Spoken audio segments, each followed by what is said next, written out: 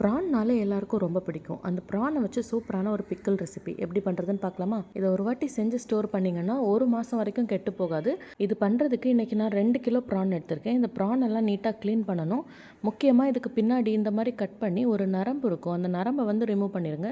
அது ரிமூவ் பண்ணலைன்னா சாப்பிடும்போது கண்டிப்பாக டிஸ்டர்ப் ஆகும். முதல்ல இந்த ப்ரானை வந்து ஒரு 2-3 பீஸாக, ஒரு ப்ரானை 2-3 பீஸாக கட் பண்ணி இந்த மாதிரி சைஸில் கட் பண்ணி எடுத்துக்கோங்க. அப்போ தான் ஃப்ரை பண்ணும்போது கரெக்டாக இருக்கும். ப்ரான் மேரினேட் பண்ணுறதுக்கு ஒரு மசாலா ரெடி பண்ணிடலாம்.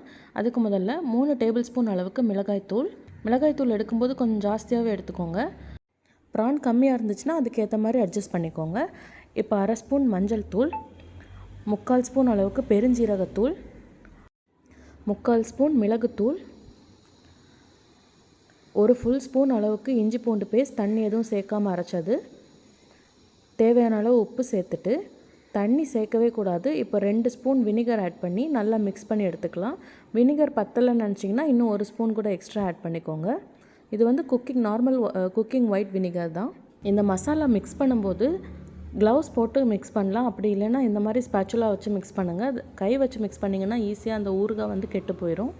இப்போ நல்லா மிக்ஸ் பண்ணதுக்கப்புறம் நம்ம கட் பண்ணி வச்சுருக்கிற ப்ரான் சேர்த்துட்டு நல்லா இந்த மசாலா வந்து கோட் ஆகுற அளவுக்கு எல்லாத்தையும் கலந்து விட்டுட்டு ஒரு 2 ஹவர்ஸ் அப்படியே மேரினேட் பண்ண விட்டுருங்க. மேரினேட் பண்ணுறதுக்கு வெளியே வைக்க வேண்டாம், ஃப்ரிட்ஜில் வச்சாலே போதும். 2 ஹவர்ஸ்க்கு அப்புறம் எடுத்து நல்ல சூடான எண்ணெயில் போட்டு நார்மலாக எப்படி வந்து நம்ம ப்ரான் ஃப்ரை பண்ணுவோமோ அந்த மாதிரி ஃப்ரை பண்ணி எடுத்துக்கோங்க. ரொம்ப கருக விடக்கூடாது. ஒரு 90% குக் ஆச்சுன்னு நினச்சிங்கன்னா அதை வெளியே எடுத்துருங்க. இந்த அளவுக்கு இருந்தால் போதும். இப்போ இதுக்கு ஒரு மசாலா ரெடி பண்ணிடலாம்.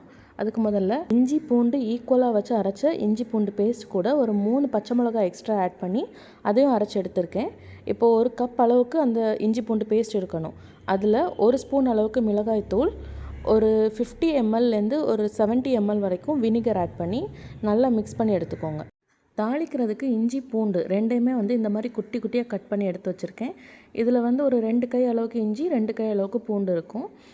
இப்போ ஒரு கடாயில் ஒரு 50 ml பாட்டிலில் ஒரு ஃபுல் பாட்டில், அதுக்கப்புறம் ஒரு 25 ml எக்ஸ்ட்ரா ஆட் பண்ணுறேன். 1.5 பாட்டில் நல்லெண்ணெயில் பண்ணால் தான் இந்த டேஸ்ட் கரெக்டாக இருக்கும். எண்ணெய் சூடானதுக்கப்புறம் 2 கை அளவுக்கு நல்ல கருவேப்பிலை வந்து பிச்சு அதில் ஆட் பண்ணிக்கோங்க. இப்போ நம்ம கட் பண்ணி வச்சுருக்க இஞ்சி பூண்டு ரெண்டையும் ஆட் பண்ணி நல்லா வந்து இது பொரியணும். பொரிஞ்சு அந்த கலர் சேஞ்ச் ஆகி ப்ரௌன் கலரில் வரும்போது நெக்ஸ்ட்டு நம்ம கலந்து வச்சுருக்கிற அந்த மசாலாவை வந்து அப்படியே ஆட் பண்ணிடலாம்.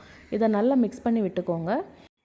மசாலா ஆட் பண்ணதுக்கப்புறம் நல்லா கலந்து விட்டுருங்க. இந்த ரா ஸ்மெல் எல்லாமே போகணும். அந்த அளவுக்கு அது வந்து நல்லா கொதிக்கணும். இப்போ கொதித்து எண்ணெய் பிரிஞ்சு வரும்போது நம்ம ப்ரான் ஃப்ரை பண்ணோம்ல, அதில் வந்து கீழே கொஞ்சம் அந்த செடிமெண்ட்ஸ் எல்லாம் இருக்கும், கொஞ்சம் மசாலாலாம் இருக்கும். அதை ஃபில்டர் பண்ணி அந்த மசாலாவும் இதில் ஆட் பண்ணி நல்லா கலந்து விட்டுட்டு திருப்பியும் கொஞ்சம் நேரம் சிம்மில் வச்சுருங்க. அப்போது எண்ணெய் பிரிஞ்சு வரும்போது தேவையான அளவு உப்பு சேர்த்துட்டு நம்ம ஏற்கனவே ஃப்ரை பண்ணி வச்சுருக்கிற அந்த ப்ரான் அது எல்லாத்தையும் இதில் சேர்த்து நல்லா மிக்ஸ் பண்ணிடுங்க. இப்போது இதை சிம்மில் வச்சு அப்படியே விட்டுருங்க. ஒரு 15 to 20 மினிட்ஸ் அப்படியே இருக்கட்டும். ஏன்னா அந்த ப்ரான்குள்ளே வந்து அந்த மசாலாவோட ஃப்ளேவர் எல்லாம் நல்லா இறங்கணும். ஸோ மூடி எதுவும் போட தேவையில்லை. சிம்மில் வச்சுட்டு அப்படியே விட்டாலே போதும். அப்பப்போ செக் பண்ணி கலந்து விட்டுக்கணும், அவ்வளோதான். இந்த மாதிரி வந்து 20 மினிட்ஸ் கழித்து பார்த்திங்கன்னா சைடில் இந்த எண்ணெயெல்லாம் பிரிஞ்சு நல்ல ஜெல்லாகி இருக்கும்.